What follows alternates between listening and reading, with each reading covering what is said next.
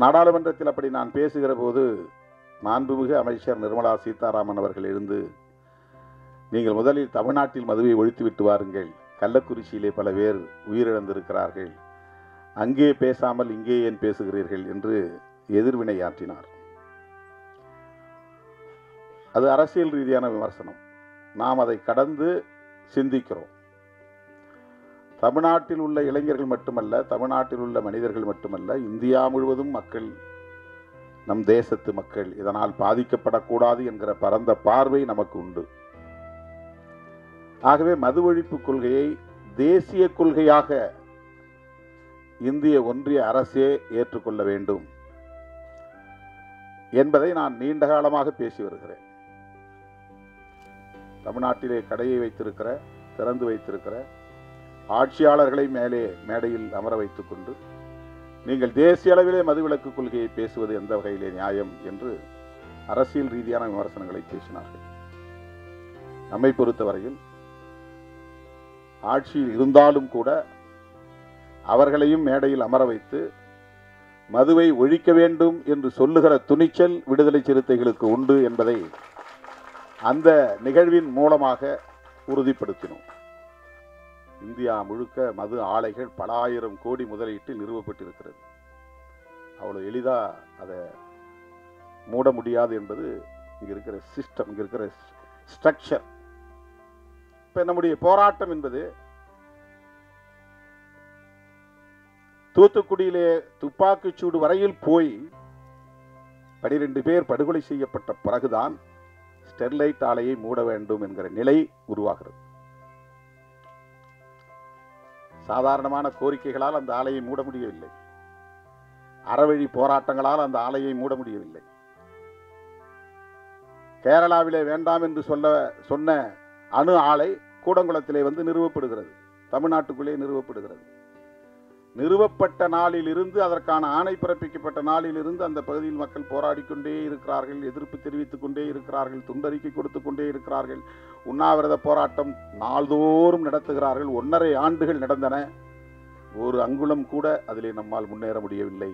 திட்டமிட்டவாறு கூடங்குளம் அணு உலை நிறுவப்பட்டது, அது இயங்குகிறது. அங்கே அணு கழிவுகள் வெளியேற்றப்பட்டுக் கொண்டே இருக்கின்றன. தோழர்களே, அப்படித்தான் இந்த மது ஒழிப்பும் கூட. அயல் நாடுகளிலே பெண்கள் குடிக்கிறார்களே, என்னன்னா ஹெல்த் கான்சியஸ் இல்லாதவன் குடிக்கிறதுக்கும் ஹெல்த் கான்சியஸ் உள்ளவன் குடிக்கிறதுக்கும் வேறுபாடு இருக்கு. சோசியல் ட்ரிங்க் என்கிற பெயரில் குடிக்கிறவனுக்கும் குடி இல்லையே என்னால் இருக்க முடியாது என்கிற அளவுக்கு குடிக்கிறவனுக்கும் வேறுபாடு இருக்கிறது. ஏதோ மாதத்தில் 1 நாள் அல்லது 2 நாள் அல்லது வாரத்தில் 1 நாள் என்று ஒருவன் குடிப்பதை கூட தன் கட்டுப்பாட்டுக்குள்ளே வைத்திருக்க முடியும் என்றால் அவனுக்கு ஏற்கனவே ஒரு விழிப்புணர்வு இருக்கிறது என்று பொருள். மதுக்கடைகளை திறந்து வைப்பதன் மூலம் அது ஒரு சோசியல் பிஹேவியராக மாறுகிறது. சமூகம் இப்போ அது ஒரு குற்ற உணர்வே இல்லை. முன்ன யாராவது பார்த்தா அவன் குடிகாரம் பாருன்னா அவனுக்கு ஒரு கூச்சமாக இருக்கும். ஊரில் 1-2 பேர் தான் இருக்கும். இப்போ ஊரில் 40 பேர் 50 பேர், அதனால யாருக்கும் எந்த குற்ற உணர்வும் கிடையாது. அது சாதாரணமாகிவிட்டது. பிள்ளைகளையே போய் வாங்கி வர சொல்றாங்க அப்பா அம்மா சேர்ந்து குடிக்கிறாங்க. அதை நியாயப்படுத்தப்படுகிறது. அவங்க செய்யற வேலைப்பா, உடம்பு வலி, அதனால குடிச்சிட்டு படுக்கிறான். இதை சில பேர் நியாயப்படுத்துகிறார்கள். உள்ளபடி இது பெரிய அவலம், சகித்துக் கொள்ள முடியாத பேரவலம்.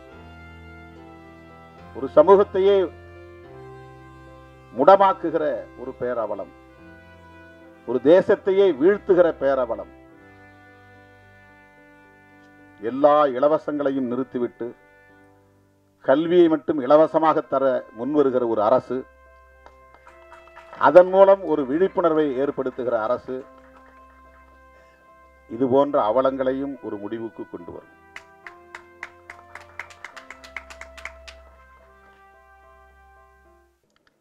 மேடையில் அமர்ந்திருக்கிற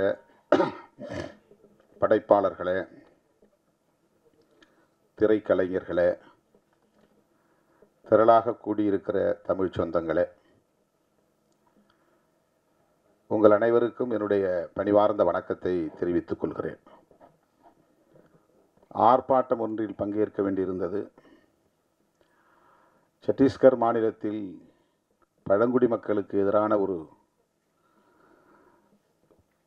நடவடிக்கை, இராணுவ நடவடிக்கை மேற்கொள்ளப்பட்டு வருகிற சூழலில் அதனை கண்டித்து இடதுசாரி இயக்கங்களும் விடுதலை சிறுத்தைகளும் இணைந்து நடத்திய ஒரு ஆர்ப்பாட்டம். இந்த நிகழ்வுக்கு இசைவளித்த பிறகு திடுமென அது ஏற்பாடு செய்யப்பட்டு விட்டது. 7:15 மணிக்குத்தான் அது நிறைவு பெற்றது. அங்கிருந்து இங்கே வந்து சேர சற்று காலத்தாழ்வு நேர்ந்து விட்டது. அதற்காக முதலில் என்னுடைய வருத்தத்தை தெரிவித்துக் கொள்கிறேன். குயிலி திரைப்படத்தின் முன்னோட்ட காட்சி எதையும் பார்க்க சந்தர்ப்பம் அமையவில்லை. நான் வருவதற்கு முன்னதாகவே பாடல் காட்சிகளும் ஒளிபரப்பப்பட்டு விட்டன. பாடலையாவது கேட்கிறேன் என்று கேட்டு ஒரு பாடலை தற்போது மேடையிலேயே கேட்டேன். கதை என்ன என்பதையும் வந்து அமர்ந்த பிறகு அண்ணன் ராஜன் அவர்களிடத்திலே கேட்டு தெரிந்து கொண்டேன். இந்த கால சூழலில் மிகுந்த சமூக பொறுப்புணர்வோடு மதுவுக்கு எதிராக ஒரு திரைப்படம் எடுக்கிற துணிச்சல் இயக்குனர் முருகசாமி அவர்களுக்கும் தயாரிப்பாளர் அருண்குமார் அவர்களுக்கும் வந்திருக்கிறது என்பதே பாராட்டுதலுக்குரியது. நான் நெஞ்சார பாராட்டுகிறேன், வாழ்த்துகிறேன். வணிக நோக்கில் திரைப்படங்களை தயாரிக்க வேண்டும், அதில் வெற்றி பெற வேண்டும், அதில் லாபம் பெற வேண்டும் என்று எண்ணாமல் சமூக பொறுப்புணர்வோடு மக்களுக்கு வழிகாட்ட வேண்டும், இந்த கொடிய துன்பத்திலிருந்து மக்கள் விடுதலை பெற வேண்டும் என்கிற வேட்கையோடு இந்த இளைஞர்களுக்கு, இளம் தலைமுறையினருக்கு இப்படி ஒரு பொறுப்புணர்வு மிக்க இளைஞர்களாக இந்த திரைப்படத்தை தயாரித்திருக்கிறார்கள். அந்த வேட்கையோடு தயாரித்திருக்கிறார்கள் என்பது உள்ளபடியே மகிழ்ச்சி அளிக்கிறது என்பதை விட பெருமை அளிக்கிறது. பெருமைப்படுகிறேன். அந்த இளைஞர்களை நான் ஆறத் தழுவி என்னுடைய வாழ்த்துக்களையும் பாராட்டுகளையும் தெரிவித்துக் கொள்கிறேன். உங்களுக்கு தெரியும், அண்மையிலே நாங்கள் மது மற்றும் போதைப்பொருள் ஒழிப்பு மகளிர் மாநாடு என்று லட்சத்துக்கும் மேற்பட்ட பெண்களை திரட்டி ஒரு மாபெரும் மாநாட்டை நடத்தினோம். அது பேசுவிடும் பொருளாக மாறியது, கடுமையான விமர்சனங்களுக்கும் உள்ளானது. அண்ணன் ராஜன் அவர்கள் பேசுகிற போது ஒன்றை சொன்னார்.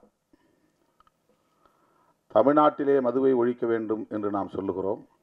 ஒருவேளை தமிழ்நாட்டில் மதுவை ஒழிக்கும் நோக்கில் கடைகளை ஆட்சியாளர்கள் மூட முன்வந்தாலும் கூட அண்டை மாநிலங்களுக்கு போய் மதுவை அருந்துவிட்டு வருகிற ஒரு நிலை இருக்கிறது. அல்லது அவர்கள் இங்கே வந்து திருட்டுத்தனமாக மதுவை விற்பனை செய்வதற்கான வாய்ப்பு இருக்கிறது. இதற்கு என்னதான் தீர்வு என்ற கேள்வியை எழுப்பிவிட்டு அவர் சொன்னார், தேசிய அளவில் எங்குமே மது இருக்கக்கூடாது என்ற கருத்தை சொன்னார். திருமாவளவன் இதை நாடாளுமன்றத்திலும் பேச வேண்டும் என்று சொன்னார்.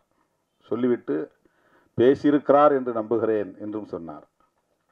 அவருடைய நம்பிக்கை வீண் போகவில்லை. நான் பேசினேன், மக்களவையில் பேசினேன். என் மீது அவர் வைத்திருக்கிற நம்பிக்கை எனக்கு வியப்பளிக்கிறது. நாடாளுமன்றத்தில் அப்படி நான் பேசுகிற போது மாண்புமிகு அமைச்சர் நிர்மலா சீதாராமன் அவர்கள் எழுந்து, நீங்கள் முதலில் தமிழ்நாட்டில் மதுவை ஒழித்துவிட்டு வாருங்கள், கள்ளக்குறிச்சியிலே பல பேர் உயிரிழந்திருக்கிறார்கள், அங்கே பேசாமல் இங்கே ஏன் பேசுகிறீர்கள் என்று எதிர்வினையாற்றினார். அது அரசியல் ரீதியான விமர்சனம். நாம் அதை கடந்து சிந்திக்கிறோம். தமிழ்நாட்டில் உள்ள இளைஞர்கள் மட்டுமல்ல, தமிழ்நாட்டில் உள்ள மனிதர்கள் மட்டுமல்ல, இந்தியா முழுவதும் மக்கள் நம் தேசத்து மக்கள் இதனால் பாதிக்கப்படக்கூடாது என்கிற பரந்த பார்வை நமக்கு உண்டு. ஆகவே மது ஒழிப்பு கொள்கையை தேசிய கொள்கையாக இந்திய ஒன்றிய அரசே ஏற்றுக்கொள்ள வேண்டும் என்பதை நான் நீண்ட காலமாக பேசி வருகிறேன். ஐயா இலக்கிய செல்வர் குமரி அனந்தன் அவர்கள் என்னுடைய அலுவலகம் தேடி வந்து அப்படி ஒரு தீர்மானத்தை பல ஆண்டுகளுக்கு முன்னரே இயற்றியதை அறிந்து வந்து நேரிலே வந்து பாராட்டினார். மகாத்மா காந்தியை தேசிய தலைவராக நாம் ஏற்றுக்கொள்கிறோம். அவருடைய திருவுருவப் படங்களை ரூபாய் நோட்டிலும் தவறாமல் அச்சிடுகிறோம். அவருடைய கொள்கைகள் முக்கியமானவற்றுள் மது விலக்கு என்பது முதன்மையானது. அகிம்சை என்பது அவருடைய கொள்கைகளில் ஒன்று என்றால், மதுவிலக்கு என்பது முதன்மையான கொள்கைகளுள் ஒன்று. மகாத்மாவை தேசத்தந்தை என்று ஏற்றுக்கொண்டிருக்கிற நாம் அவருடைய உயிர் மூச்சான கொள்கைகளுள் ஒன்றான மதுவிலக்கை பொருட்படுத்துவதே இல்லையே. இதை மாநிலங்கள் பார்த்து கொள்ளட்டும் என்று ஒன்றிய அரசு கண்டும் காணாமல் இருக்கிறது. மாநில அரசுகள், தமிழ்நாடு மட்டுமல்ல, மாநில அரசுகள் வருமானத்திற்கான ஒரு வழியாக இதை பார்க்கிறதே. யார் எப்படி கெட்டு போனால் நமக்கென்ன என்கிற ஒரு அலட்சிய போக்கு மேலோங்கி இருப்பதாக தெரிகிறதே என்ற கவலை இன்றைக்கு நேற்றைக்கல்ல பல பத்தாண்டுகளாக எனக்கு உண்டு. அதை நான் பல மேடைகளில் பேசியிருக்கிறேன். பல மாநாடுகளில் தீர்மானங்களாக நிறைவேற்றியிருக்கிறோம். கள்ளக்குறிச்சியில் 60 பேர் உயிரிழந்ததும் நான் உடனடியாக அந்த பகுதிக்கு சென்று 2 நாள் இருந்து ஒவ்வொருவரின் வீடாக சென்று அந்த மக்கள் கத்தி கதறி அழுத நிலையில் அவர்களின் கைகளை பற்றி கொண்டு ஆறுதல் சொன்னேன். அவர்களுக்கு எம்மால் இயன்ற நிதி உதவியும் செய்தோம். உடனடியாக ஒரு ஆர்ப்பாட்டத்தையும் நடத்தினோம். அது போதாது என்கிற அடிப்படையில் மரக்காணத்தில் உயிரிழந்தவர்களையும் போய் சந்தித்து ஆறுதல் சொல்லிவிட்டு அவர்களுக்கும் நிதி உதவி செய்துவிட்டு அங்கே நான் அறிவிப்பு செய்தேன். மது மற்றும் போதைப் பொருள், மது மட்டுமல்ல, பல வகையான போதைப் பொருள் இன்றைக்கு புழக்கத்திற்கு வெளிப்படையாக வந்திருக்கின்றன. கஞ்சா போன்ற பல வகையான போதைப் பொருட்கள், ட்ரக்ஸ், போதை மாத்திரைகள் பள்ளி வளாகங்களிலே இப்போது கிடைக்கிறது. நகர்ப்புறங்களில் மட்டுமே புழக்கத்தில் இருந்த போதைப் பொருட்கள் இப்போது கிராமப்புறங்களிலும் ஊடுருவி இருக்கிறது. இந்த துயரத்தை, இந்த அவலத்தை எண்ணி இதற்கென்று ஒரு மாநாடு நடத்த வேண்டும் என்று அறிவிப்பு செய்து அதை ஒரு தேசிய கொள்கையாக இந்திய ஒன்றிய அரசே ஏற்றுக்கொண்டு எந்த மாநிலத்திலும் மதுக்கடைகள் திறக்கக்கூடாது, வருவாய்க்கு வேறு வழிகளை தேடிக்கொள்ள வேண்டும் என்று வழிகாட்டக்கூடிய ஒரு நிலைப்பாட்டை இந்திய ஒன்றிய அரசு மேற்கொள்ள வேண்டும் என்று வலியுறுத்தி தீர்மானம் நிறைவேற்றினோம். இப்போது பலரும் விமர்சித்தார்கள். தமிழ்நாட்டிலே கடையை திறந்து வைத்திருக்கிற ஆட்சியாளர்களை மேடையில் அமர வைத்துக் கொண்டு நீங்கள் தேசிய அளவிலே மதுவிலக்கு கொள்கையை பேசுவது எந்த வகையிலே நியாயம் என்று அரசியல் ரீதியான விமர்சனங்களை பேசினார்கள். நம்மை பொறுத்தவரையில் ஆட்சியில் இருந்தாலும் கூட அவர்களையும் மேடையில் அமர வைத்து மதுவை ஒழிக்க வேண்டும் என்று சொல்லுகிற துணிச்சல் விடுதலை சிறுத்தைகளுக்கு உண்டு என்பதை அந்த நிகழ்வின் மூலமாக உறுதிப்படுத்தினோம். கூட்டணியில் இருக்கிறோம், அவர்களை வைத்துக்கொண்டு மேடையிலே பேசக்கூடாது என்று நாங்கள் அஞ்சவில்லை. உங்களுக்கும் இதிலே உடன்பாடு இருக்கிறது, எனவே மேடைக்கு வாருங்கள், ஒன்றும் பிரச்சனை இல்லை, வந்து உங்கள் கருத்தை சொல்லுங்கள். மேடைக்கு வந்தார்கள். தேர்தல் வாக்குறுதியிலேயே மதுக்கடைகளை மூடுவோம் என்று திராவிட முன்னேற்றக் கழகம் ஏற்கனவே அறிவித்திருக்கிற நிலையில் இந்த மாநாட்டிலும் பேச வேண்டும் என்று நாங்கள் அந்த கூட்டணி உறவை பயன்படுத்தி ஒரு அழுத்தம் கொடுத்தோம் என்பதுதான் உண்மை. அதுதான் ஒரு பிரஷர். ஆளுங்கட்சியை மேடையிலே அமர வைத்து ஆமாம் எங்களுக்கும் மதுக்கடைகளை மூட வேண்டும் என்கிற கருத்திலே உடன்பாடு உண்டு என்று சொல்ல வைத்தது விடுதலை சிறுத்தைகள் என்பதை நான் இந்த இடத்திலே பதிவு செய்ய விரும்புகிறேன். ஆகவே இந்தியா முழுவதும் மது ஒழிக்கப்பட வேண்டும், போதைப்பொருள் புழக்கம் கட்டுப்படுத்தப்பட வேண்டும். தினந்தோறும் நான் சுற்றுப்பயணத்தில் இருக்கிறேன், ஏதாவது ஒரு கிராமத்தில் இருக்கிறேன், ஏதேனும் ஒரு நிகழ்ச்சியில் பங்கேற்கிறேன். உள்ளபடியே ஒவ்வொரு நாளும் நான் நொந்து போகிறேன்.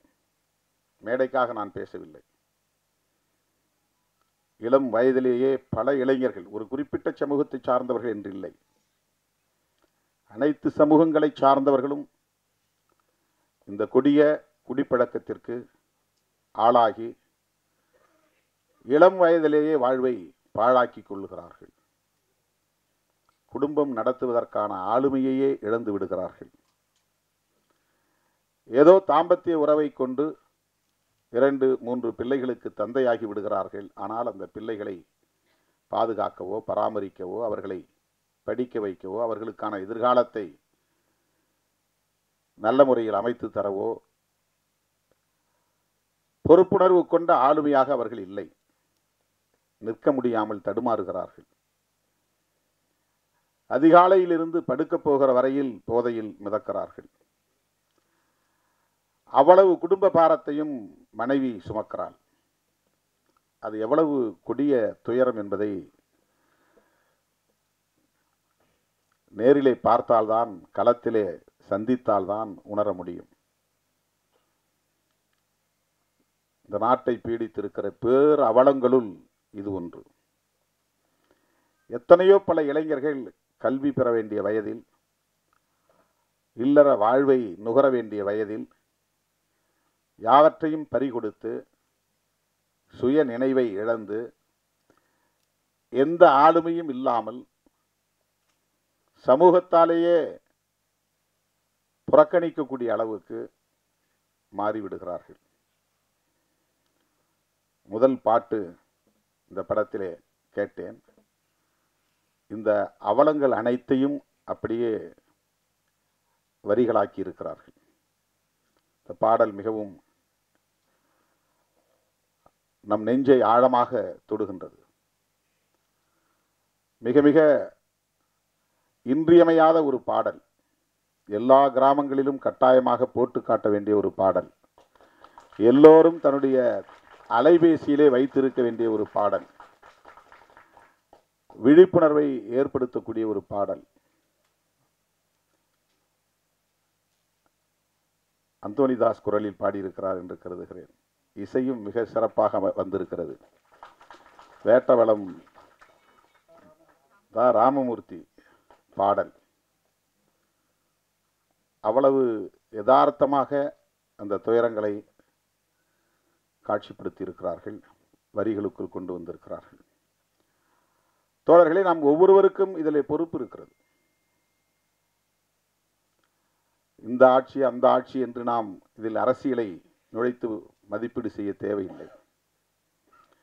அண்ணன் ராஜன் அவர்கள் ஒன்றை என் காதோரம் வந்து ஆலோசனையாக சொன்னார்.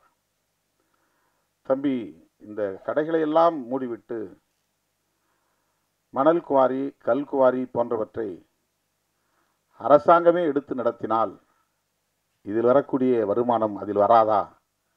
இதையெல்லாம் நீங்கள் ஆட்சியாளர்களுக்கு சொல்லலாமே என்று சொன்னார்.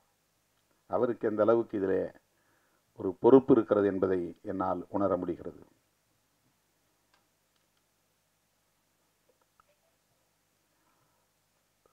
தமிழக முதலமைச்சரிடத்திலே தனிப்பட்ட முறையிலே இதை பற்றி பேசுகிற போதும் கூட அவருக்கும் அந்த கவலை இருக்கிறது. அதுதான் சிஸ்டம். ஒரு சமூக கட்டமைப்புக்குள்ளே அரசு சார்ந்த கட்டமைப்புகள் சில நேரங்களில் நம்முடைய விருப்பங்களை மீறி இயங்கக்கூடியவையாக அமைந்து விடுகின்றன. தனியார்மயமாதல் கூடாது என்பது நம்முடைய கருத்து. ஆனால் நம்மால் அதை எதிர்த்து வெற்றி பெற முடியவில்லை. பன்னாட்டு நிறுவனங்கள் இங்கே நுழையக்கூடாது என்பது நம்முடைய நிலைப்பாடு. ஆனால் நம்மால் தடுக்க முடியவில்லை. அந்நிய முதலீடு இங்கே வரக்கூடாது, அதன் மூலம் அவர்கள் நமது வளங்களை சுரண்டக்கூடாது, லாபம் என்கிற பெயரில் கொள்ளையடிக்கக்கூடாது என்பது நம்முடைய ஆசை. ஆனால் அவற்றை நம்மால் தடுக்க முடியவில்லை. இப்போது கூட நாங்கள் போய்விட்டு வந்த அந்த ஆர்ப்பாட்டம் எதற்கு என்றால், அங்கே இருக்கிற பழங்குடி மக்கள் சத்தீஸ்கர் மாநிலத்தில்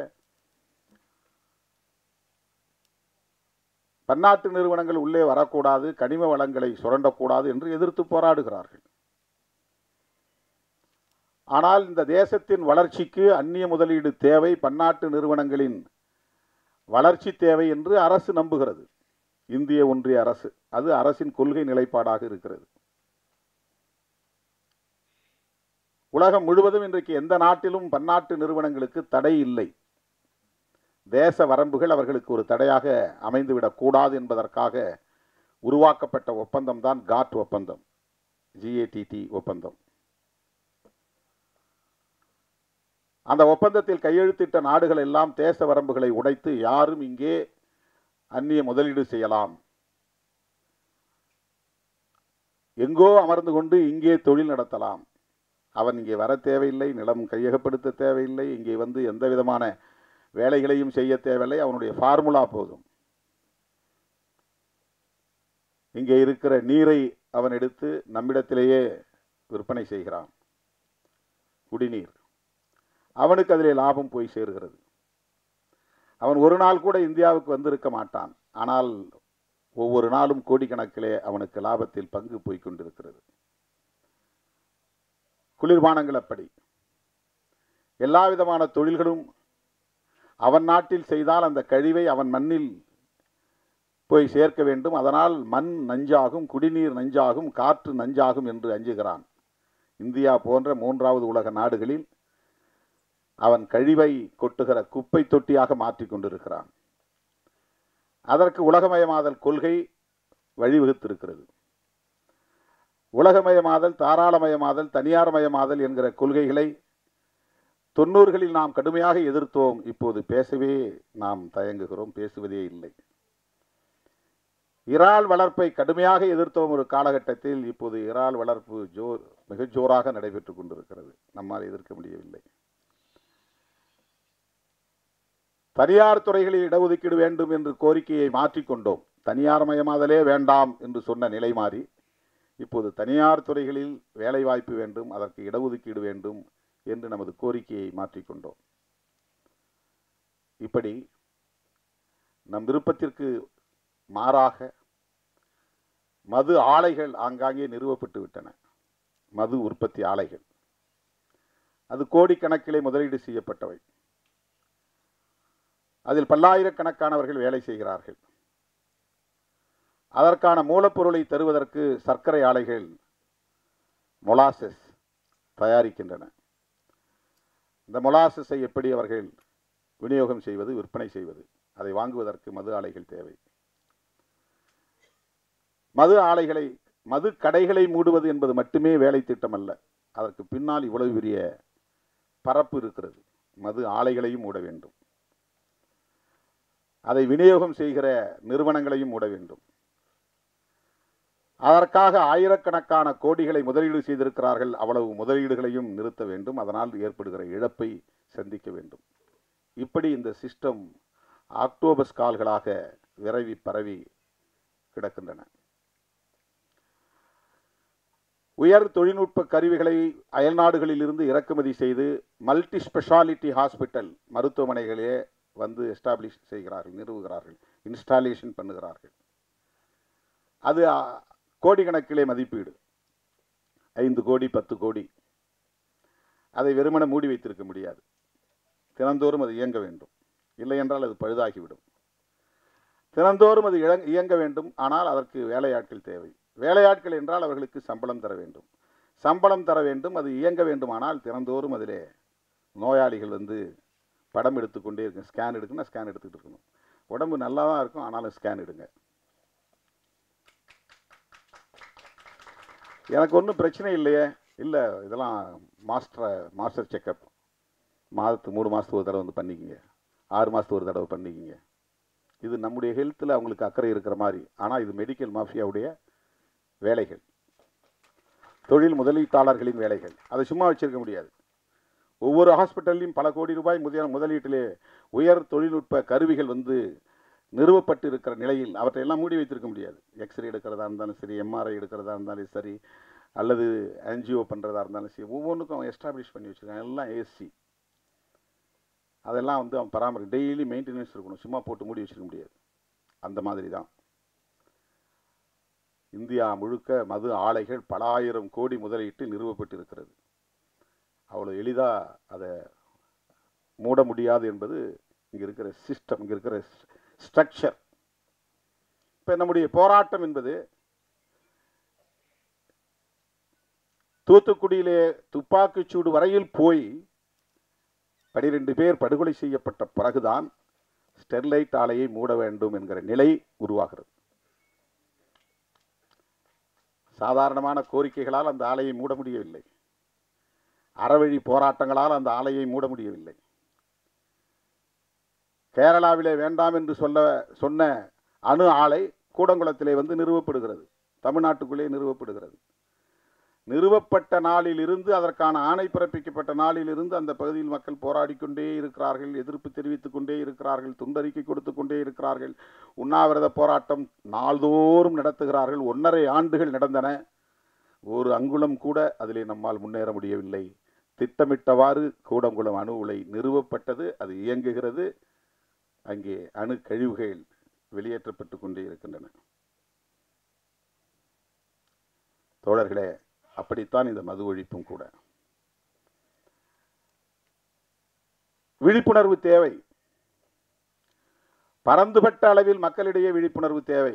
ஒரு இயக்கம் போதாது, ஒரு கட்சி போதாது, ஒரு தலைவர் போதாது. அரசை நிறுவுகிற ஆற்றல் பெற்ற மக்கள், ஒரு அரசை தூக்கி எறிகிற ஆற்றல் பெற்ற மக்கள், விழிப்புணர்வு பெற்ற அரசியல் சக்தியாக மாறுகிற போது, தொடர்ந்து போராடுகிற துணிச்சலை பெறுகிற போது, சமரசமின்றி போராடுகிற ஆற்றலை பெறுகிற போது எல்லாவற்றையும் தலைகீழாக புரட்டி போட முடியும். அதற்கு சான்று வேளாண் சட்டங்களை இந்த அரசு திரும்ப பெற வைத்தது. விவசாயிகளின் தொடர் போராட்டம். அது ஒரு கட்சி நடத்திய போராட்டம் அல்ல, ஒரு குறிப்பிட்ட தலைவன் நடத்திய போராட்டம் அல்ல.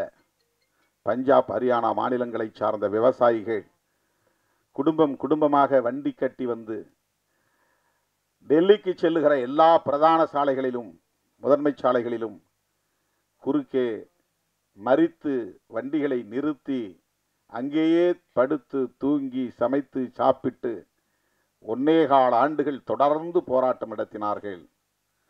அந்த போராட்டம் ஆட்சியாளர்களால் கண்டுகொள்ளப்படவில்லை, அலட்சியப்படுத்தப்பட்டது. ஆனால் பஞ்சாப் மாநிலத்திற்கு தேர்தல் வந்தது. ஆட்சியாளர்களுக்கு கிளி பிடித்தது, வயிற்றில் புலி கரைத்தது. இந்த போராட்டத்தை கண்டுகொள்ளாமல் இருந்தால் நாம் மிக மோசமான தோல்வியை சந்திக்க நேரிடும் என்று நிறைவேற்றப்பட்ட சட்டங்களை, குடியரசுத் தலைவரால் அங்கீகரிக்கப்பட்ட சட்டங்களை திரும்ப பெற்றார்கள் என்பது வரலாறு. அது ஒரு புரட்சி. அப்படி ஒரு புரட்சி தேசிய அளவில் உருவாக வேண்டும். மதுவுக்கு எதிராக மது ஒழிப்பு என்கிற காந்திய கொள்கை தேசிய அளவில் பரவ வேண்டும். இன்றைக்கு மீண்டும் காந்தி நமக்கு தேவைப்படுகிறார். மதச்சார்பின்மைக்காகவும் தேவைப்படுகிறார், மது விலக்குக்காகவும் தேவைப்படுகிறார். மதத்தின் மீது நம்பிக்கை உள்ளவர். அந்த அடிப்படையிலே காந்தியடிகளோடு எமக்கு முரண்பாடுகள், கடுமையான முரண்பாடுகள் உண்டு. அவருக்கு முற்பிறவியின் மீது நம்பிக்கை உண்டு, அடுத்த பிறவியின் மீது நம்பிக்கை உண்டு. இந்த சாதிய கட்டமைப்பே இறைவனால் உருவாக்கப்பட்டதுதான் என்கிற நம்பிக்கை உண்டு. தீண்டாமை மட்டும் கூடாது என்று சொன்னார். அப்படி சொன்ன கருத்துக்களிலே நமக்கு முரண்பாடு உண்டு. ஆனால் உருவாகி இருக்கிற இந்த புதிய அரசு, வெள்ளையன் வெளியேறிய பிறகு நாம் உருவாக்கி இருக்கிற இந்த புதிய அரசு மதசார்பற்ற அரசாக இருக்க வேண்டும் என்பதிலே உறுதியாக இருந்தார். அதனால்தான் காந்தியடிகள் கொல்லப்பட்டார். அவர் இறை நம்பிக்கை உள்ளவர், கடவுள் மறுப்பாளர் அல்ல. பெரியாரை போல கடவுளை மறுத்து பேசியவர் அல்ல. அவர் மத நம்பிக்கையாளர், புரட்சியாளர் அம்பேத்கர் அவர்களைப் போல இந்து மதத்தை விமர்சித்தவர் அல்ல. அடுத்த பிறவியின் மீது நம்பிக்கை உள்ளவர், புராண திருவிளையாடல்களின் மீது நம்பிக்கை உள்ளவர். அப்படிப்பட்டவரையே படுகொலை செய்தார்கள் என்றால் அதற்கு காரணம் அவருடைய மதச்சார்பின்மை என்கிற கொள்கை நிலைப்பாடுதான். அதே போல மதுவிலக்கு. இன்றைக்கு நாம் குயிலி திரைப்படம் எடுத்திருக்கிறோம் என்று சொன்னால், துணிந்து அதை திரைப்படமாக்கி மக்களிடத்திலே கொண்டு போய் சேர்க்க வேண்டும் என்று வந்திருக்கிறோம் என்றால், காந்தியடிகள் ஏற்படுத்திய தாக்கத்தின் விளைவு என்று இதை சொன்னால் யாரும் மறுக்க முடியாது.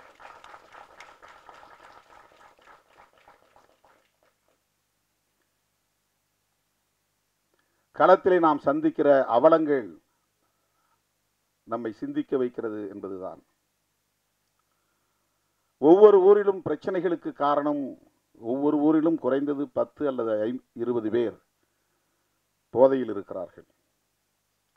சாதியின் பெயராலோ மதத்தின் பெயராலோ கலவரங்கள் மூழுவதற்கும், பெரிய வன்கொடுமைகள் வெடிப்பதற்கும், குடிப்பழக்கத்திற்கு, குடிபோதைக்கு ஆளாகக்கூடியவர்களும் ஒரு காரணமாக இருக்கிறார்கள் என்பதை நம்மால் பார்க்க முடிகிறது. 1,00,000 பேர் அமர்ந்திருக்கிற ஒரு அவையில் 100 பேர் குடிபோதையிலிருந்து குழப்பத்தை ஏற்படுத்தி விடுகிறார்கள். அந்த கட்டுப்பாட்டை சீர்குலைத்து விடுகிறார்கள். இது நாட்டுக்கு கேடு. படத்தின் முதல் பாடலே அதுதான், நாட்டுக்கு கேடு, வீட்டுக்கு கேடு, அதை விட்டு தொலைப்போம் என்கிற அந்த கருத்து. தோழர்களே, இதனால் என்ன நாம் சாதிக்கப் போகிறோம் என்று கருதாமல், இது என்ன பெரிய விளைவை ஏற்படுத்திவிடப் போகிறது என்று கருதாமல், இந்த விழிப்புணர்வை இன்னும் விரிவாக்கி கொண்டே போக வேண்டும். சில இளைஞர்களையாவது நாம் அந்த கொடுமைக்கு ஆளாகாமல் தடுக்க முடியும், அந்த துயரத்திற்கு ஆளாகாமல் தடுக்க முடியும். இளம் தலைமுறையினரை பாதுகாக்க முடியும். ஏற்கனவே பாதிக்கப்பட்டவர்களை மீட்க வேண்டும் என்பது ஒரு புறம், புதிதாக இளைஞர்கள் அதிலே பாதிப்புக்கு உள்ளாகிவிடாமல் தடுக்க வேண்டும் என்பது இன்னொரு புறம். ஒவ்வொரு மருத்துவமனையிலும் டி அடிக்ஷன் சென்டர் இருக்க வேண்டும், இந்த மதுக்கடைகளை மூடுகிற வரையில். இது என்னுடைய கோரிக்கை. முதலமைச்சருக்கு நேரிலே போய் நான் சொன்னேன். எங்கேயாவது தேட வேண்டியிருக்குது. ஒரு ஸ்டேட்டுக்கு 2-3 தான் இருக்குது டி அடிக்ஷன் சென்டர். கவுன்சிலிங் இல்லை. எல்லா மருத்துவமனையிலும் கவுன்சிலிங் இருக்கணும். மருத்துவமனைகளில் உளவியல் சார்ந்த அறிவுரைகளை தருவதற்கு, விழிப்புணர்வை தருவதற்கு சிறப்பு பயிற்சி பெற்ற மருத்துவர்களை நியமிக்க வேண்டும். எல்லா நோய்களுக்கும் அடிப்படையாக இருப்பது உளவியல் சிக்கல்கள் தான். நம்முடைய உணவு பழக்கம் என்பதை விட, நம்முடைய உறக்க பழக்கம் என்பதை விட, இவற்றால் ஏற்படுகிற உளவியல் சிக்கல்கள் தான் மன அழுத்தத்திற்கு காரணமாகி நோய் எதிர்ப்பு சக்தியை குறைக்கிறது. மன அழுத்தம் பெருக பெருக இம்யூனிட்டி என்பது குறைந்துவிடும். மன அழுத்தம் பெருக பெருக பயம் என்பது ஆக்கிரமிக்கும். பயம்தான் எதிர்ப்பு சக்திக்கு எதிரியே. எந்த ஆன்டிபயாட்டிக்கும் ரெஸ்பாண்ட் பண்ணாது. இம்யூனிட்டி போயிருச்சுன்னா, உடம்புல எதிர்ப்பு சக்தி இருக்கிற வரையிலும் தான் ஆன்டிபயாட்டிக், ஆன்டிவைரல், ஆன்டி ஃபங்கல் இந்த மருந்தெல்லாம் வேலை செய்யும். எதிர்ப்பு சக்தி இல்லைன்னா மருந்தே வேலை செய்யாது. அந்த மருந்து ரெஸ்பாண்ட் பண்ணணும்னா கூட நம்ம பாடிக்குள்ள இம்யூனிட்டி இருக்கணும். இம்யூனிட்டி இருக்கணும்னு சொன்னால் நமக்கு பயம் வரக்கூடாது, எந்த பயமும் வரக்கூடாது. பயம் வரக்கூடாதுன்னா மன அழுத்தம் வரக்கூடாது. மன அழுத்தம் வரக்கூடாதுன்னா இது போன்ற துயரங்கள் சமூகத்தில் நிலவக்கூடாது. ஏன்னா அவனுக்கு என்ன ஆகுன்னா, ஒரு பக்கம் அடிக்ஷன் ஆயிடுவான், இன்னொரு பக்கம் சமூகம் அவனை புறக்கணிக்கிறது. அது அவனை ஒரே நேரத்தில் 2 தாக்குதல். இதிலிருந்து அவனால் மீள முடியல. இன்னொரு புறம் பொண்டாட்டியும் அவளை மதிக்கலை, பிள்ளைகளும் அவங்கள மதிக்கலை, சமூகமும் மதிக்கலை.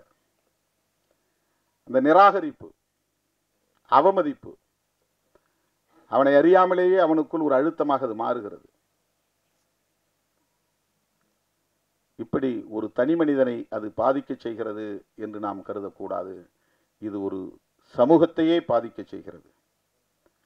எனவே மது மற்றும் போதைப் பொருள் கட்டுப்படுத்தப்பட வேண்டும், பிறகு முற்றாக ஒழிக்கப்பட வேண்டும். பிற நாடுகளில் இல்லையா? அண்ணன் சொன்னாங்க, இப்ப பெண்களும் குடிக்க ஆரம்பிச்சிட்டாங்க. அயல் நாடுகளிலே பெண்கள் குடிக்கிறார்களே. இதில் என்னன்னா, ஹெல்த் கான்சியஸ் இல்லாதவன் குடிக்கிறதுக்கும் ஹெல்த் கான்சியஸ் உள்ளவன் குடிக்கிறதுக்கும் வேறுபாடு இருக்கு. சோஷியல் ட்ரிங்க் என்கிற பெயரில் குடிக்கிறவனுக்கும் குடி இல்லையே என்னால் இருக்க முடியாது என்கிற அளவுக்கு குடிக்கிறவனுக்கும் வேறுபாடு இருக்கிறது. ஏதோ மாதத்தில் ஒரு நாள் அல்லது 2 நாள் அல்லது வாரத்தில் ஒரு நாள் என்று ஒருவன் குடிப்பதை கூட தன் கட்டுப்பாட்டுக்குள்ளே வைத்திருக்க முடியும் என்றால் அவனுக்கு ஏற்கனவே ஒரு விழிப்புணர்வு இருக்கிறது என்று பொருள். மதுக்கடைகளை திறந்து வைப்பதன் மூலம் அது ஒரு சோஷியல் பிஹேவியராக மாறுகிறது. சமூகம் இப்போ அது ஒரு குற்ற உணர்வே இல்லை. முன்ன யாராவது பார்த்தா அவன் குடிகாரம்பான்னா அவனுக்கு ஒரு கூச்சமாக இருக்கும். ஊரில் ஒருத்தர் 2 பேர் தான் இருப்பான். இப்போ ஊரில் 40 பேர் 50 பேர், அதனால் யாருக்கும் எந்த குற்ற உணர்வும் கிடையாது. அது சாதாரணமாகிவிட்டது. பிள்ளைகளையே போய் வாங்கி வர சொல்கிறாங்க அப்பா அம்மாவும் சேர்ந்து குடிக்கிறாங்க. அது நியாயப்படுத்தப்படுகிறது. அவங்க செய்கிற வேலைப்பா, உடம்பு வலி, அதனால் குடிச்சிட்டு படுக்கிறான். இதை சில பேர் நியாயப்படுத்துகிறார்கள். உள்ளபடி இது பெரிய அவலம், சகித்துக்கொள்ள முடியாத பேரவலம். ஒரு சமூகத்தையே முடமாக்குகிற ஒரு பேரவலம், ஒரு தேசத்தையே வீழ்த்துகிற பேரவலம். எல்லா இலவசங்களையும் நிறுத்திவிட்டு கல்வியை மட்டும் இலவசமாக தர முன்வருகிற ஒரு அரசு, அதன் மூலம் ஒரு விழிப்புணர்வை ஏற்படுத்துகிற அரசு, இது போன்ற அவலங்களையும் ஒரு முடிவுக்கு கொண்டு வரும்.